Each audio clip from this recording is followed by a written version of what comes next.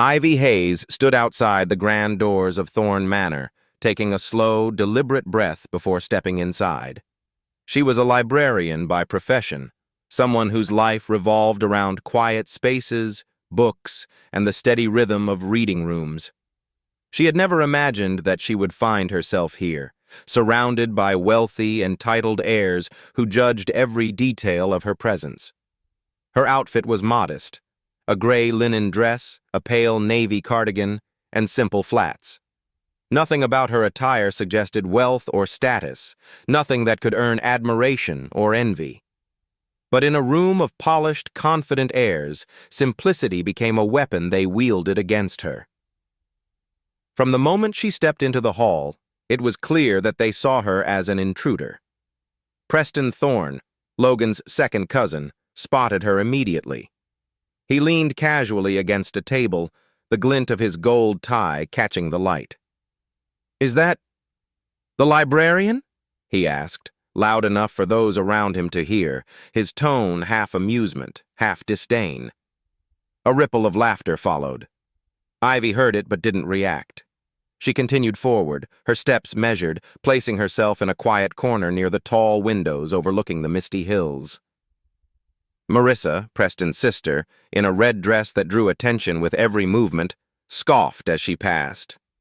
"Or maybe she's one of Logan's forgotten charity cases," she said to a cousin nearby. "Or perhaps a mistress who thinks she has a right to be here." The words were meant to humiliate, and the laughter around her reinforced the idea that Ivy had no claim, no right, no status here. The room was crowded, buzzing with the energy of wealthy heirs, investors, assistants, and advisors, all gathered for the reading of Logan Thorne's will. Each face was polished, each gesture calculated to show confidence, sophistication, and entitlement. And in the middle of it, Ivy stood out. Not because of arrogance, but because of her quiet presence, her stillness, her composure. Clara, a niece who had a tech startup and a growing social media following, lifted her phone and snapped a picture. Hashtag Thorne will flop, she whispered to her friend Elise. Found Logan's charity case crashing the will reading. Guess thrift store chic gets her $1 billion. Her voice carried just enough for Ivy to hear. The room erupted in quiet giggles and knowing glances. A few others took photos and shared them immediately, the post gaining traction online within minutes. Preston laughed, nudging Marissa. "Seriously, who let the cleaning staff in?" he said, the smirk on his face widening as he watched Ivy's reaction, or lack thereof. Some of the cousins joined in, whispering cruel remarks, pretending to check their watches as if Ivy's presence was an inconvenience. Ivy adjusted the strap of her bag. It was a simple cloth bag, no logos, no indication of wealth. To the heirs, it was another sign of her insignificance. To Ivy, it was a symbol of her ordinary life, one she had not abandoned, even in the face of ridicule. Her calm was deliberate. She did not flinch. She did not defend herself. She simply existed, quietly asserting her presence without drama, without begging for attention. Trevor, a distant cousin in a velvet blazer, called out, "Hey, sweetheart, the kitchen's that way!" And the room laughed. The words were cruel, dismissive, designed to humiliate. Ivy didn't move. She didn't even glance toward the door. Her gaze remained steady, fixed on the empty chair at the front of the hall where the lawyer would sit to begin the will reading. Gerald Hayes, a former investor, leaned toward his wife, whispering, "Logan always had strays hanging around. This one has no business here." His wife, adorned with emerald jewelry, nodded, her eyes raking over Ivy's simple outfit. "No class," she murmured. "She's embarrassing the family just standing there." The heirs continued their ridicule. Marissa approached Ivy deliberately, towering over her. She flicked Ivy's cardigan, her nails grazing the fabric with an air of superiority. "This isn't a soup kitchen. Why don't you leave before you embarrass yourself further?" she said, her voice loud enough for several people to hear. Ivy did not respond. She did not speak. She held her bag firmly, her posture straight. She allowed the insults, the whispers, and the snickers to wash over her without reaction. To the heirs, her silence was weakness. To Ivy, it was control. In the corner of the hall, security cameras blinked red. Ivy knew the entire event was being documented. Every laugh, every pointed finger, every photo shared on social media was part of a record that would later play a role in exposing the true nature of the heirs. She did not look at the cameras. She did not need to. She simply remained poised, waiting. Clara typed another caption for her post, making sure to include a sarcastic jab about Ivy's thrift store outfit. Found Logan's charity case crashing the will reading. Guess she thinks thrift store chic gets her $1 billion, she wrote. Within seconds, likes, shares, and comments started piling in. Strangers joined in, calling Ivy names, mocking her appearance, and belittling her presence. Even as the room's attention was drawn to her, Ivy maintained her calm. She didn't react to the social media posts or the whispers. Every insult and every mocking comment only emphasized her inner strength. The heirs assumed that she would feel small, powerless, and out of place. They were wrong. Ivy had patience, intelligence, and resilience on her side. As the laughter and whispers continued, Ivy focused on the purpose of her presence. She had been here many times before, though not in public. She had helped design the system that would test the heirs' true character. She knew what was coming. The mockery, the social media posts, the dismissive comments, all of it was a test of the heirs' morality, empathy, and loyalty. Preston and Marissa continued to escalate their mockery, leaning in, whispering cruel comments, exchanging knowing glances. "Who dresses like that in front of the whole family?" Preston muttered. Marissa added, "She must think she belongs here." Their laughter grew, and the room joined in, some out of cruelty, some out of curiosity, some out of sheer habit. Ivy didn't react. She did not glance at the phone cameras or the whispering heirs. Her focus remained steady, her hands gripping her bag lightly. In her mind, she knew every insult, every mockery, every photograph would soon be meaningless. They did not see the truth. Ivy had quietly claimed the power they could not even imagine. The room's sense of superiority reached a peak when Marissa flicked Ivy's cardigan one more time, smirking. "Really, darling, you're in the wrong place." She expected Ivy to shrink, to apologize, to leave. Ivy did none of these things. She stood still, her hazel eyes calm, unwavering. Even as the insults flew, Ivy's mind remained clear. She knew the sequence of events, the will reading, the proofs, the revelation, and the consequences. She understood that every act of cruelty would eventually serve to expose the character of the heirs, to reveal their greed, arrogance, and entitlement. The heirs were blind to the truth. Ivy Hayes, the modest librarian, was more than they could ever see. She was patient, prepared, and ready to claim what was rightfully hers. Every whisper, every snicker, every social media post only heightened the tension. The hall was full of people assuming power, assuming entitlement, but none of them realized that Ivy held the leverage. By the time the lawyer arrived, the room had reached a fever pitch. The heirs laughed, whispered, and mocked openly, unaware that their actions were being documented, analyzed, and recorded. Ivy remained still, calm, and unwavering. She had faced worse. She had endured mockery and judgment all her life, and she knew how to let others reveal their true selves without lifting a finger. As the lawyer took his place, Ivy's presence at the back of the hall remained unnoticed by some, respected silently by a few who understood her quiet confidence. The stage was set. The heirs had shown their true colors, and Ivy's patience had created the tension necessary for the moment when everything would be revealed. The murmurs in Thorn Manor were only the beginning. Within moments, Ivy Hayes's presence at the will reading had become a spectacle that extended far beyond the grand hall. Clara, the niece with a tech startup, was already composing her social media post as she whispered to Elise, her friend. "Thorn will flop," she typed. "Guess thrift store chic gets $1 billion." The post went live. Within minutes, likes, shares, and comments started to pour in. Some were strangers who had no connection to the family, but their judgment was immediate and merciless. "Who let this charity case in?" one comment read. "She looks like she just walked out of a library," said another.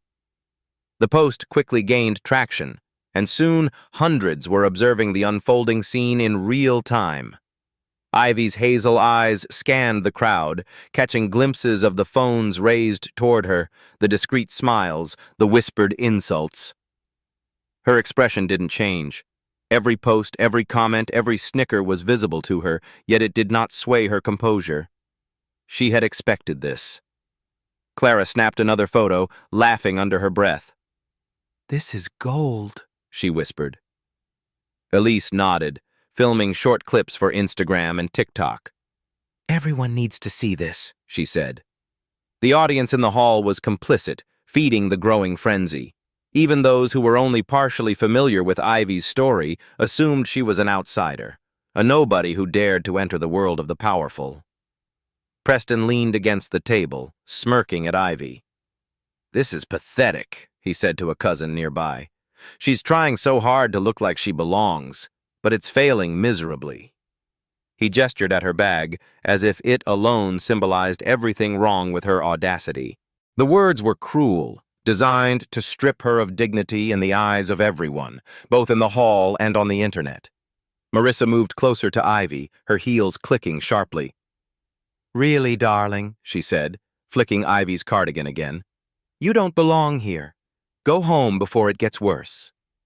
The surrounding heirs laughed, some recording the moment, others whispering comments that were immediately shared online. Ivy's focus never wavered.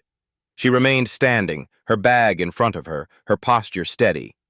The online mockery, the whispers, the laughter, none of it affected her. She had endured judgment her entire life and knew that those who revealed their true colors in moments like this were the ones who would eventually be exposed. The room's energy shifted as the posts and videos circulated. By the time the first few shares reached the wider internet, strangers were already joining in. "Look at her shoes," one comment read. "This is going to be hilarious," said another. People began speculating who she was, inventing stories to justify her presence. Some called her a gold digger, others a charity case. Still others suggested she was an ex-mistress trying to claim inheritance. None of these assumptions were correct, but they spread with the speed of wildfire. Ivy didn't flinch. Her mind was focused on the real story, the truth that would soon come. She observed how quickly the room and the online audience were feeding into the narrative that she didn't belong. Each comment, each post, each laugh was a data point, proof of the heir's true priorities and character. She had expected this. Clara, scrolling through her phone, giggled at the reactions. "This is going viral," she said. Elise leaned over her shoulder. "People are calling her a loser already. Some even started a hashtag. #LibraryLadyFails. They laughed again, unaware that their amusement was only adding fuel to the tension that would later expose them. The social media frenzy extended beyond the hall. Family, friends, acquaintances, and casual followers of the Thorne family began sharing and commenting. "How does she think she can compete with the Thorne fortune?" wrote one. "Did she really think Logan would leave her anything?" asked another. The online mockery painted Ivy as a figure of ridicule, someone whose presence challenged the unspoken hierarchy of wealth and power. Even some of the family, initially hesitant, began participating in the digital humiliation. Trevor posted a short video of Ivy standing silently, captioned, "Guess who thinks she belongs here? #epic fail." Lillian, a distant aunt, added her own comment on a shared post. "Someone should escort her out before the lawyer arrives. She's embarrassing herself. And the family." The audience in the hall was energized by the online reactions. They felt validated, reinforced by strangers who didn't know the real story, but joined in the spectacle. Ivy, meanwhile, remained composed, her focus entirely on the unfolding event and the people who truly mattered, the ones who would later witness the revelation. Some of the heirs tried to escalate the humiliation further. Marissa moved closer, towering over Ivy once more. "You really think you're allowed here?" she said, voice loud enough for all to hear. "I hope Logan didn't leave you anything because you don't deserve it." Ivy didn't respond. She didn't flinch. She remained standing, silent and observant, absorbing every insult and recording it in her mind. She knew that patience was her greatest ally. Those who mocked her so openly would soon find themselves exposed, their greed, cruelty, and arrogance laid bare. Meanwhile, social media continued to amplify every moment.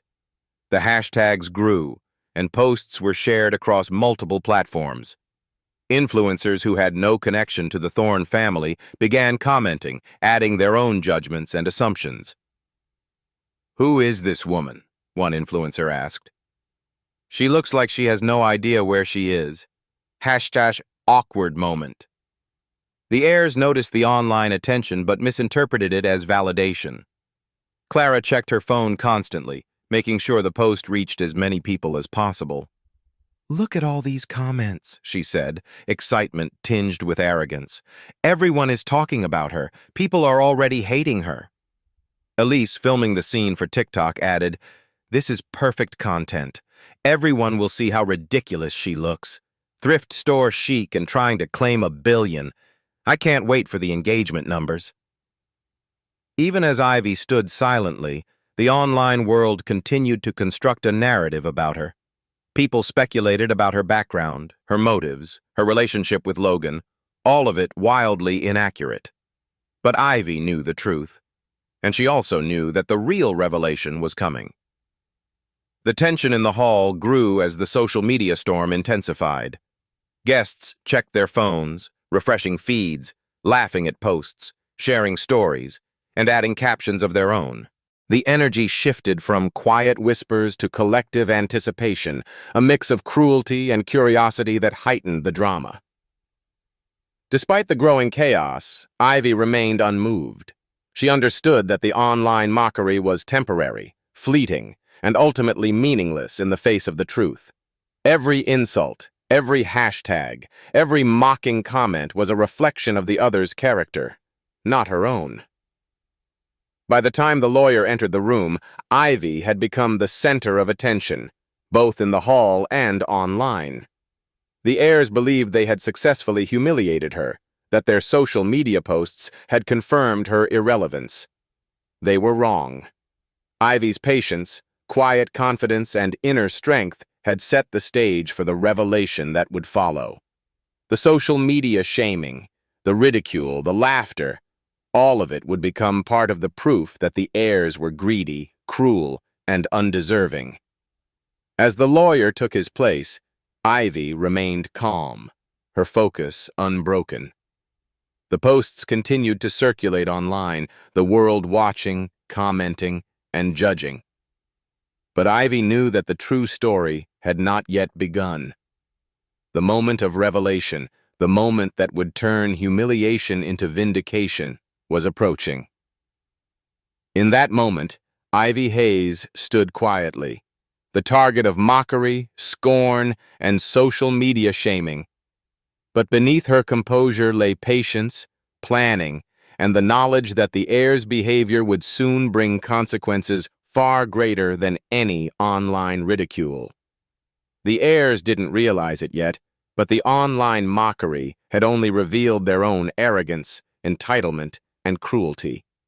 Ivy's silence, steady presence, and inner strength were about to transform humiliation into triumph. The hall grew quieter as the lawyer, Arthur Grayson, stepped forward, carrying a single sealed envelope. The chatter died down, replaced by the anticipatory murmurs of the heirs.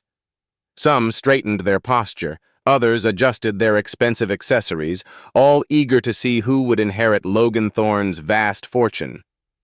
The tension was palpable, a mix of greed, expectation, and anxiety. Ivy remained at the back corner, calm, composed, and patient. She had observed the heirs' behavior, their mockery, and their entitlement. She had seen their arrogance, their cruelty, their obsession with appearances and status. Now the moment that would expose the truth had arrived. Grayson cleared his throat, drawing attention. "We are gathered here today to read the last will and testament of Logan Alexander Thorne, executed 3 years ago and verified as authentic," he said, his voice steady and authoritative. Murmurs spread through the room. 3 years ago. Logan's private jet had been reported lost 6 months ago, and most assumed he had died. The void he left behind fueled speculation, greed, and hope among the heirs. Preston straightened his tie, attempting to maintain his confident smirk. "Let's get to it then," he said, glancing around the room. "Who gets the keys to the kingdom?" The other heirs murmured in agreement. Some whispered about properties, company shares, or stock options. Others speculated about hidden patents, art collections, and investments. All were focused on wealth, completely blind to the woman at the back corner. Grayson paused for a moment, scanning the crowd. His gaze briefly rested on Ivy, a faint but noticeable acknowledgement. Ivy's calm, steady presence seemed to unsettle some of the heirs, though they quickly shook it off, dismissing her as irrelevant. With a deliberate motion, Grayson broke the seal on the envelope. The sound, though subtle, was enough to draw everyone's attention. Eyes darted toward him, leaning in, waiting for the words that would determine the future of Logan Thorne's estate. "I, Logan Alexander Thorne, being of sound mind, declare this my final will," Grayson began, unfolding the paper. Each word felt weighty, deliberate, like a measured drop into still water. The room held its collective breath. "To my family, colleagues, and associates, I leave nothing but this truth. Wealth reveals character, not worth." A silence fell over the hall. Preston's confident smile faltered, replaced by confusion. Clara's phone hovered mid-air as she glanced at Elise, uncertain. The words struck the room like an unexpected blow. Wealth reveals character, not worth. It was a statement that immediately shifted the energy, planting seeds of doubt among those who had assumed entitlement guaranteed inheritance. Grayson continued, "All my assets, company shares, properties, accounts, and intellectual rights are bequeathed to one person, the one who stood by me for no reason other than love. The one who never asked my net worth, never sought my name for status. My wife, Ivy Hayes." A gasp tore through the room. Heads whipped around, searching for a face that matched the name. Ivy, quiet and composed, remained standing, her expression neutral, her posture unwavering. Preston barked a short, disbelieving laugh. "Wife? Logan wasn't married," he said, disbelief and ridicule intertwined. Marissa's hand flew to her mouth, crimson nails stark against her paling skin. Clara's eyes narrowed, darting to Elise, who mouthed in disbelief, "What the hell?" Gerald stood, chair scraping the floor, shaking his head in disbelief. "This is absurd," Gerald exclaimed. "Logan never mentioned a wife. This must be a scam. Someone's forged the will." Lillian, clutching her pearls, whispered, "She's not here, is she? Some gold digger we've never met, stealing what's ours?" Ivy remained still, silent, unmoved by the disbelief surrounding her. Her hands rested lightly on her bag, her eyes calm and steady.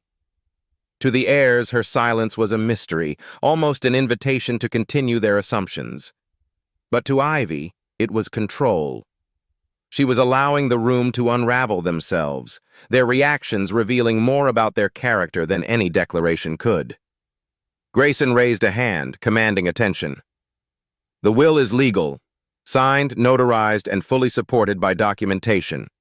Marriage certificates, personal letters, photographs, and other verifiable evidence are available for confirmation.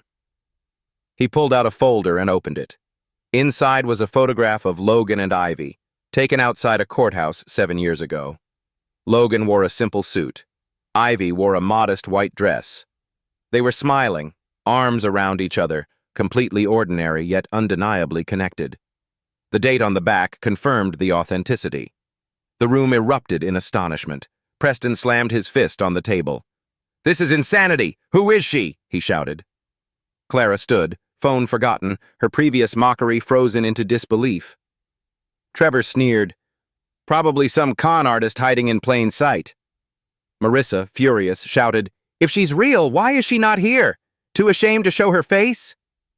Ivy stepped forward deliberately, her movement quiet but impossible to ignore. Every eye in the room followed her as she crossed the marble floor. Her cardigan swayed slightly, and the linen dress caught the light, modest yet undeniable in its presence. She stopped beside Grayson, standing tall, composed, and unflinching. The silence was deafening. Preston's mouth opened, then closed. Clara's phone was useless in her hand, frozen by shock. Gerald sank back into his chair. Lillian's pearls seemed to choke her, her hand frozen mid-gesture. Grayson handed Ivy the folder containing the evidence. She took it without hesitation, flipping through photographs and documents with calm assurance. She closed it and faced the room, her voice low but deliberate. "I didn't come for the money," Ivy said. "I came to see who you were. Who among you cared for Logan as a man, not a bank account, who would mourn him, not his fortune?" Her words reverberated through the hall. Preston, still trying to regain composure, gestured at her outfit. "You? Logan's wife? No offense, but you look like you shop at thrift stores." Ivy didn't blink. "I do. Logan didn't care. He loved me for who I am. Can any of you say the same?" Clara snorted, skeptical. "Nice act, but I'm not buying it. If you're really his wife, where's the proof?"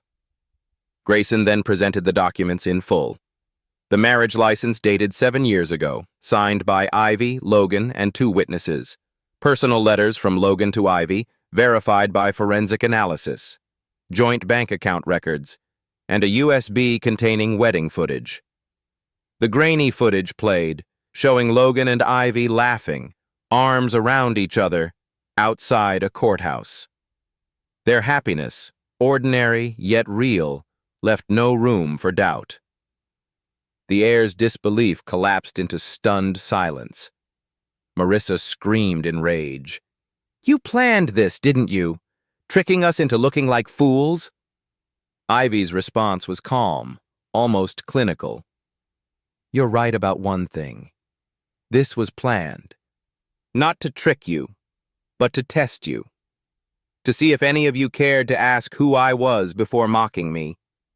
To see if you'd honor Logan's memory, or just claw for his wealth. You failed." Trevor laughed nervously. "Test? What is this, a game show?" Ivy's eyes met his, unwavering. She pulled out a small remote. "Logan isn't dead," she said. "He's been watching you this whole time." A monitor clicked on, revealing Logan alive. The room erupted in gasps, disbelief, and shock. Preston stumbled back. Clara dropped her phone. Gerald's wife whispered, "No, it can't be." Lillian's pearls scattered across the floor. Logan's gaze, calm and deliberate, swept across the room. "You thought this was your chance to claim my life, my fortune," Logan said. "But I've been here, watching, listening. I knew you would reveal yourselves. And you did." The heirs were stunned. Ivy's patience and composure had exposed them completely. Every snicker, every insult, every act of mockery had been recorded and would have consequences. The atmosphere in Thorne Manor had shifted. The initial shock of Ivy being named as Logan Thorne's wife had left the heirs flustered, scrambling to reconcile the reality before them with the assumptions they had long held. But Ivy's revelation alone was not enough for many. Proof was demanded, documentation that would solidify what some still refused to believe. Arthur Grayson, the family lawyer, calmly opened his briefcase, extracting a neat folder. Its contents would do more than confirm Ivy's story. They would expose the heir's assumptions, arrogance, and entitlement in ways no one could deny. He placed the folder on the marble table in front of Ivy.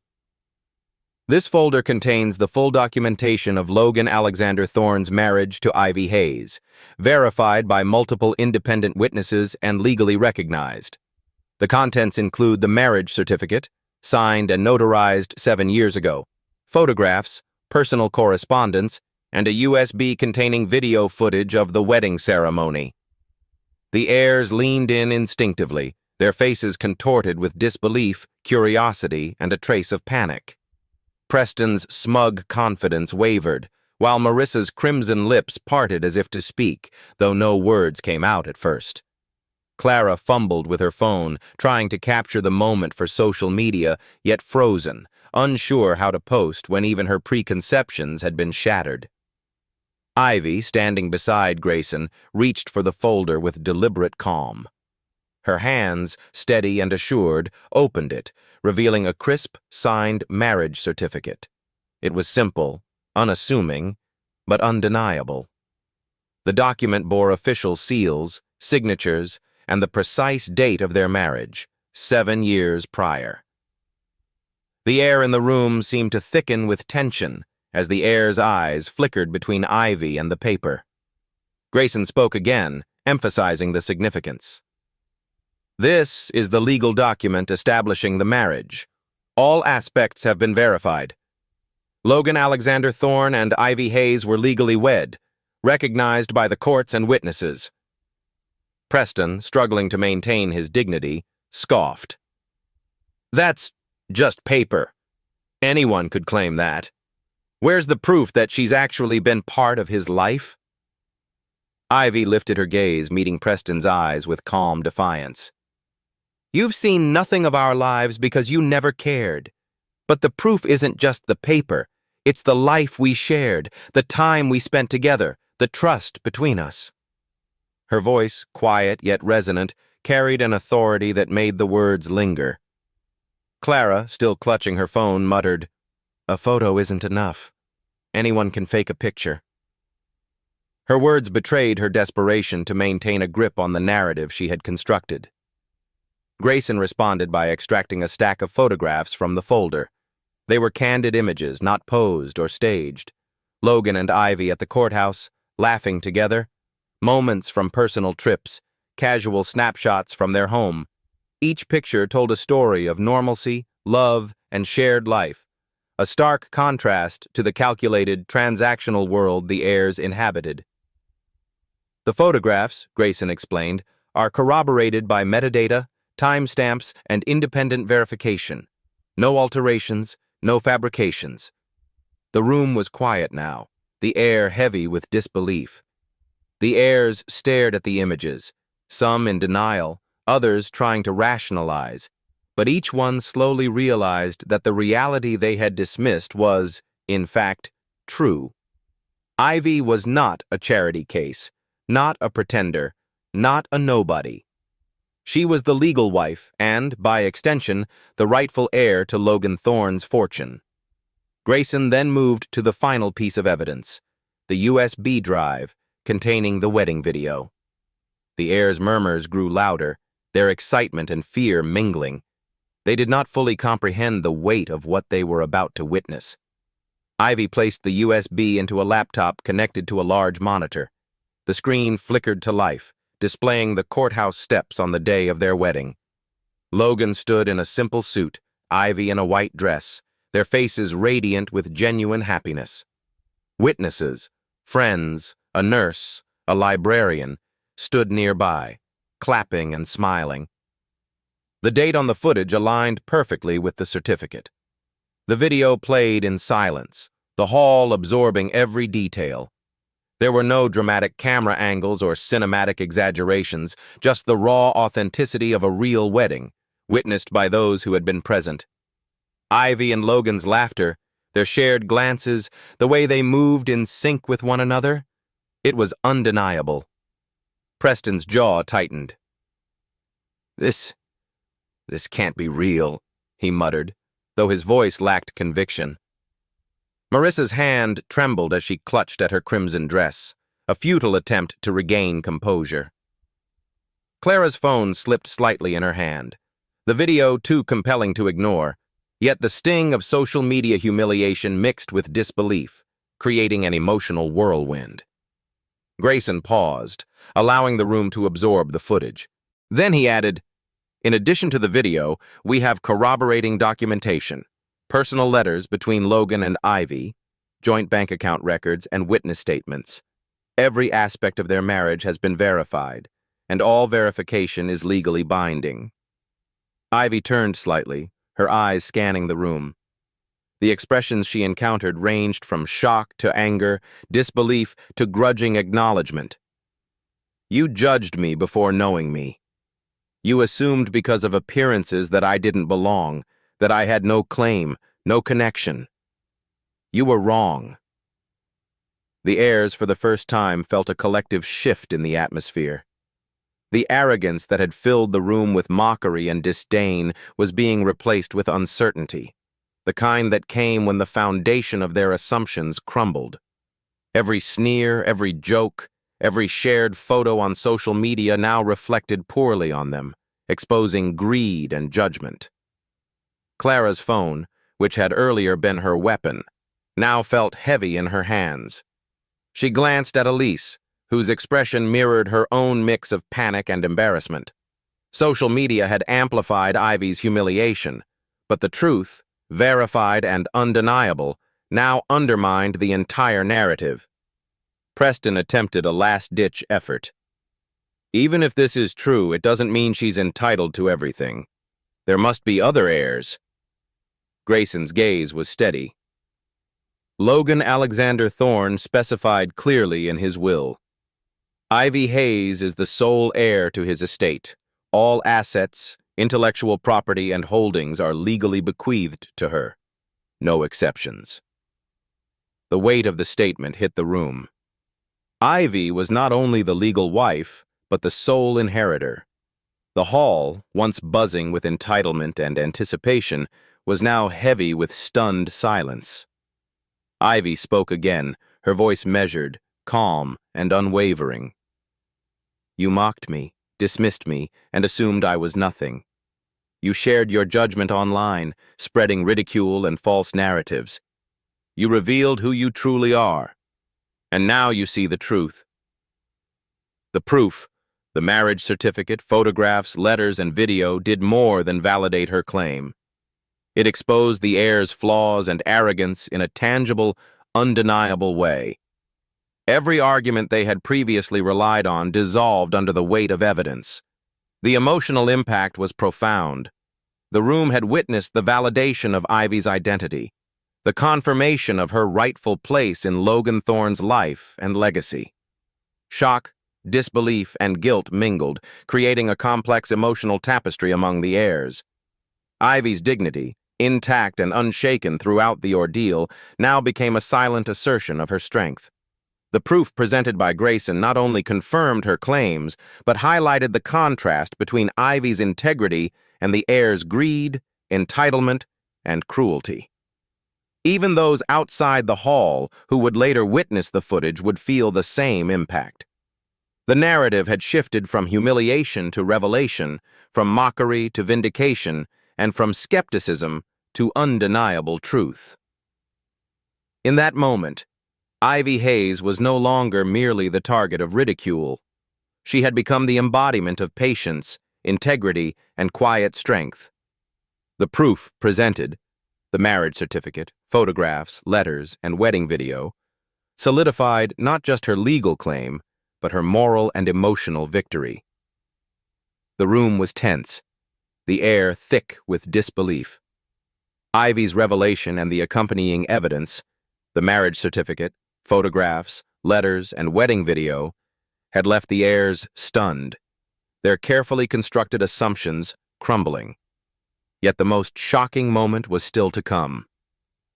Ivy's calm composure, measured and unwavering, set the stage for what would become the apex of truth.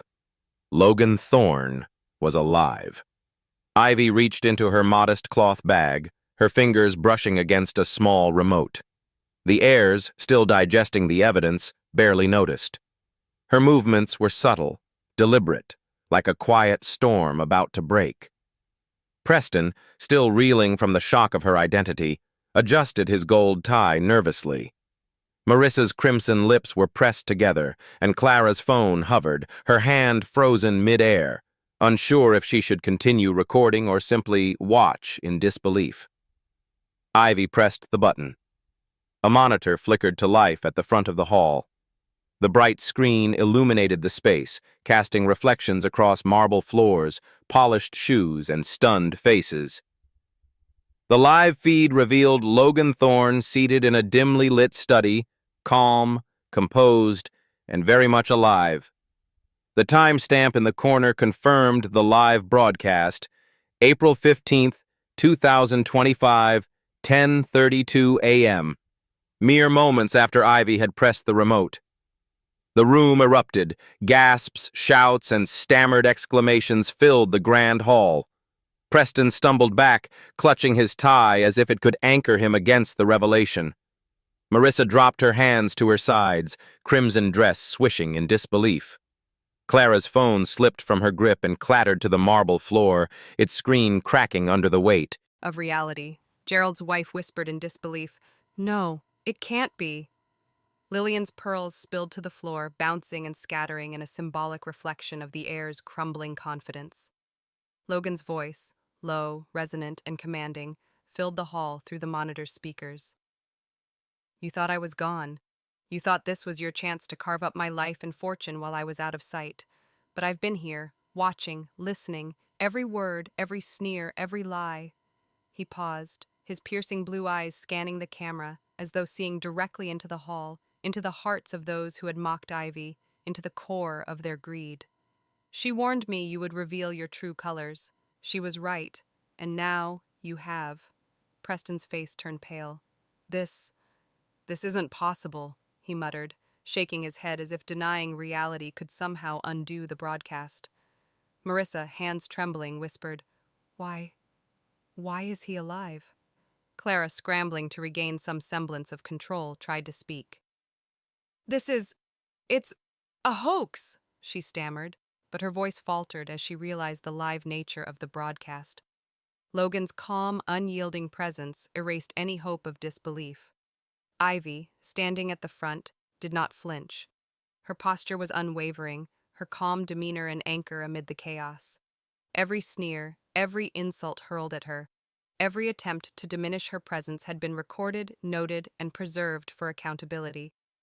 The heir's cruelty had been fully exposed, and now Logan was present to witness it. Logan's gaze, steady and unflinching, swept across the room. "You rushed here, eager to claim what you believed was yours. You prepared for greed, ambition, and entitlement. But this was never about money, it was about truth, about who you truly are when no one is watching." The revelation hit the room like a storm. The air, previously filled with tension, now vibrated with awe and fear. The heirs had spent years measuring themselves against inheritance, entitlement, and power. Now, in a single moment, those assumptions were obliterated. Logan's live presence transformed the room from a stage of anticipation into a chamber of accountability. Preston, trying to salvage his dignity, spluttered, "You can't do this! She's..." His words faltered under the weight of undeniable truth. Marissa, tears forming in her eyes, whispered in anger and despair, "This was a trick." Logan's voice, calm yet lethal, resonated through the hall. "Not a trick, a test, to see who would honor truth over greed, who would respect loyalty over wealth. And you failed. All of you." The heir's reactions were visceral. Preston shrank in his suit, trembling as the gold tie that had once symbolized confidence now looked garish and absurd. Marissa's crimson dress, once a symbol of power and elegance, now felt like a costume for humiliation. Clara's phone, cracked and forgotten, reflected the collapse of her carefully constructed digital persona. Gerald's wife clutched at her husband, eyes wide in shock, while Lillian's scattered pearls mirrored the chaos of their exposed arrogance. Logan continued, each word deliberate, cutting through the noise of disbelief and fear. You laughed at my wife, judged her by appearances, mocked her as though she were nothing. Did you think I wouldn't see, that I would allow this behavior to go unnoticed? She stood there, calm, composed, dignified, while you revealed yourselves for what you truly are. The live footage amplified the stakes. The heirs were now caught not only in their own eyes, but also in the eyes of everyone watching. The security feed had been recording and streaming selectively. Every mockery, every sneer, every insult was documented, and now, with Logan alive, the consequences were immediate and undeniable. Ivy's presence, quiet yet commanding, reinforced the moral clarity of the moment. Her composure and integrity contrasted sharply with the heirs' panic and humiliation. Each second of the live feed compounded the emotional and psychological pressure on the room, creating a tension that was almost unbearable. Logan then addressed Preston directly. You called my wife a maid. You mocked her before knowing her. You laughed while she stood quietly dignified, letting your true selves be revealed. You are not family, Preston. You are a parasite, and I am done feeding you. A guard appeared at Preston's side, his grip firm yet calm, ready to escort him out. Preston protested, his voice rising in desperation, but Logan's presence and words had rendered him powerless. Marissa's sobs echoed through the hall as she realized the futility of her anger. Clara's social media influence, once a weapon of power and judgment, crumbled in real time, her followers dropping, sponsors pulling back, and posts deleted. Gerald and Lillian's feigned confidence had evaporated, leaving nothing but raw shame. Ivy remained composed, standing beside Logan, a silent testament to patience, integrity, and quiet strength. The heir's true colors, greed, cruelty, entitlement, had been laid bare, witnessed, and condemned. Logan's calm authority, combined with Ivy's dignity, transformed the moment from shock into a profound lesson in morality and human behavior. The hall, once buzzing with anticipation and entitlement, now echoed with awe, accountability, and an undeniable sense of justice. As the live feed continued, Ivy's quiet strength reinforced her rightful place. She did not need to shout or defend herself. The evidence, Logan's presence, and the heir's reactions spoke louder than any words could. The tension in the grand hall was palpable, still thick with disbelief from Logan's live revelation. The heirs who had once moved with smug confidence, anticipating a windfall, now stood exposed, humiliated, powerless, and stripped of the entitlement they had assumed was theirs. Yet the legal consequences were just beginning. Arthur Grayson, calm and precise, opened a new folder from his briefcase. This one contained the enforceable addendum to Logan Thorne's will. It detailed the repercussions for anyone who had mocked, insulted, or attempted to humiliate Ivy Hayes during the will reading. The clauses were unequivocal and legally binding. Any heir caught on security footage, identified through witness statements, or whose actions were corroborated by audio recordings, would be permanently removed from the list of beneficiaries, denied access to the estate, and barred from all corporate holdings and properties associated with Logan Thorne. Grayson's voice carried the weight of authority. This is the addendum to the will, effective immediately.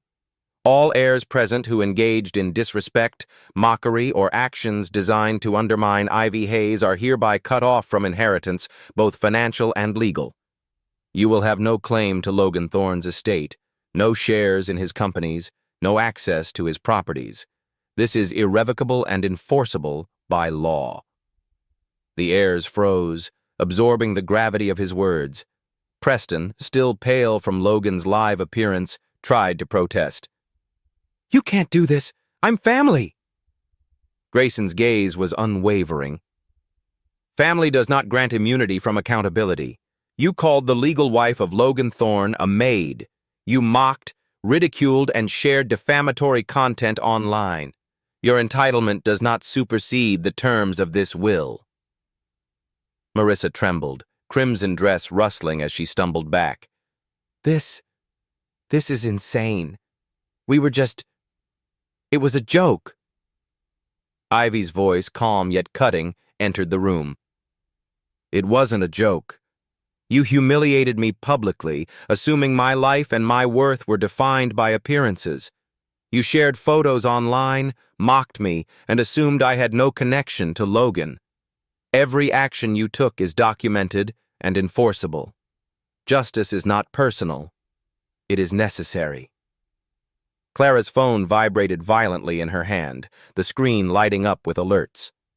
Followers unfollowed in droves, sponsored posts were canceled, and social media algorithms were flagging her previous content as harassment. Her digital empire, built on influence and perceived authority, was collapsing before her eyes. Grayson continued, reading the list of names affected by the addendum. Preston Thorne, Marissa Thorne, Clara Evans, Gerald Hayes, Lillian Ward, Trevor Lang. Each of you is barred from inheritance and access.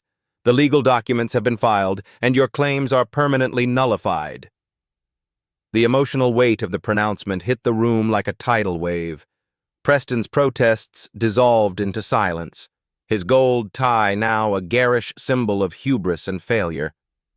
Marissa's tears were silent but venomous, anger and humiliation mingling in equal measure. Clara's hands shook as she dropped the cracked phone, realizing the social consequences of her arrogance and cruelty. Gerald and Lillian, whose smug confidence had been shattered, now faced the reality of permanent exclusion. Ivy, standing beside Logan, remained composed. Her quiet dignity contrasted sharply with the heir's exposed vulnerabilities. The moral clarity of the moment was evident. Arrogance, entitlement, and cruelty were being met with real, enforceable consequences. The social media collapse amplified the punishment.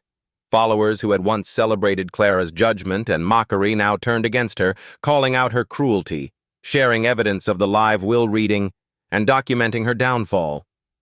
The viral nature of the event meant that humiliation extended beyond the grand hall. It became a public reckoning, a moment of widespread moral validation. Logan's voice, now present in the hall and live on the monitor, reinforced the consequences. You believed wealth would shield you from accountability. You assumed appearances dictated value. You were wrong. Ivy Hayes has shown patience, integrity, and dignity. You have shown arrogance, cruelty, and entitlement. The law, morality, and the will itself ensure that justice is served. Preston, trying one last feeble attempt at argument, stammered, "But we didn't know." Ivy's gaze, calm and unwavering, met his. You did know. You chose mockery over respect, cruelty over empathy. Your actions have consequences. Security personnel quietly escorted the heirs named in the addendum out of the hall.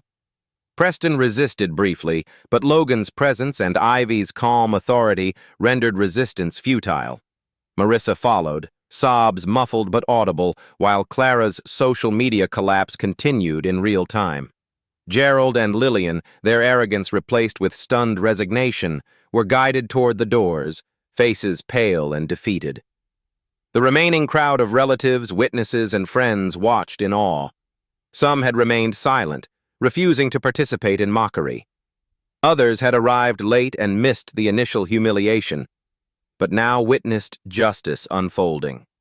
The moral lesson was undeniable. Entitlement and cruelty were punished. Patience, integrity, and respect were rewarded.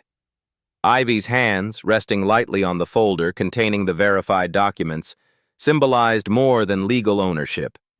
They represented triumph, validation, and moral victory. Logan stood beside her, not as a shadow of power, but as a witness and ally, reinforcing the principle that true respect and integrity outweighed superficial appearances or societal assumptions. The emotional impact on the remaining heirs and attendees was profound. Many were forced to confront the moral implications of their actions, the consequences of judgment without knowledge, and the reality that dignity and patience often wield more power than wealth or status. The public nature of the punishment, amplified through live video and social media documentation, ensured that the lessons extended beyond the walls of the Grand Hall. The heir's downfall became a cautionary tale, emphasizing accountability, respect, and the consequences of cruelty. As security cleared the hall, the atmosphere shifted from tension and disbelief to a solemn acknowledgement of justice served. Ivy's dignity remained intact. Logan's authority and calm presence reinforced the moral clarity of the moment. The heirs, removed from inheritance and influence, represented the collapse of entitlement and hubris. The punishment was comprehensive: legal exclusion from the estate, social media and public humiliation, and the collapse of any claim to influence or power within Logan Thorne's empire. The message was unmistakable. Actions have consequences, and integrity and patience are ultimately recognized and rewarded. Ivy, standing beside Logan, allowed herself a quiet breath. The ordeal had been long, but justice had been exacted. The heir's exposure, the collapse of social media influence, and the permanent legal consequences reinforced the power of truth, patience, and dignity. In this moment, the Grand Hall, once a stage for mockery and entitlement, had been transformed into a chamber of moral reckoning. Ivy Hayes, modest yet unshakable, had emerged victorious, her dignity intact, her authority unquestionable, and her legacy secure.